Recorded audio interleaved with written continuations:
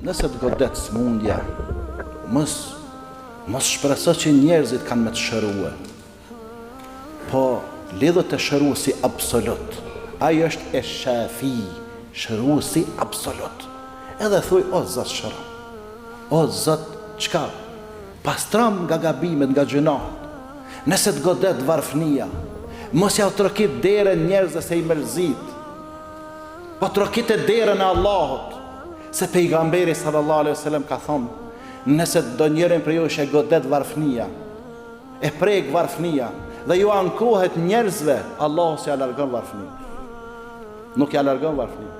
Po nëse ja ankohet Allahut, e i thot, o Zot, në ke sprovu me varfni, e di që o khajrë për mu, po nuk po muj me durur shumë, po tut na pe humbi durimin, ngritëm pak, ngritë Allahu ma shumë se sa që ti dënë. Sepse Allahu ka qef me lutë.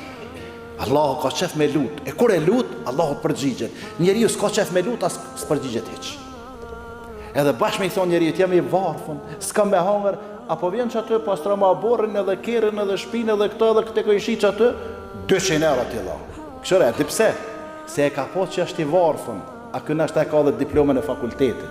Këtu të nabile me i kalzu që je i varfën, këtu të shkelin krejt këta pundhënësit, jo të gjithë, se ka për t'yne për mashallah. Amo një pjesë, me ja u kalzu t'yne gjendjen ekonomike, të shkelaj, të shkel, hiç nuk i ham palla, hiç nuk mërzitet. Kështu që mos ju ankoni njerëzve çfarë do shqetësimi, çfarë do halli, çfarë do brenge, çfarë do mërzie, që e keni vesh me Allahun fol direkt. Qysh me fol me Allahun, gjuhën shqipe? Pa ja ti shqipen ma mirë se ti, Allah e ka kriju këtë gjuhë. Këtë gjuhë të Allah i ka kriju, këtë gjuhë të Allahu të bareke ve taala. Andaj vetëm me Zotin, se nga njerë Zotit ta qës provën, se nështë e ke që kokën lartë të speshe heq vetën ku i je. E ta qës provën për me të këthy në rrugë Zotit.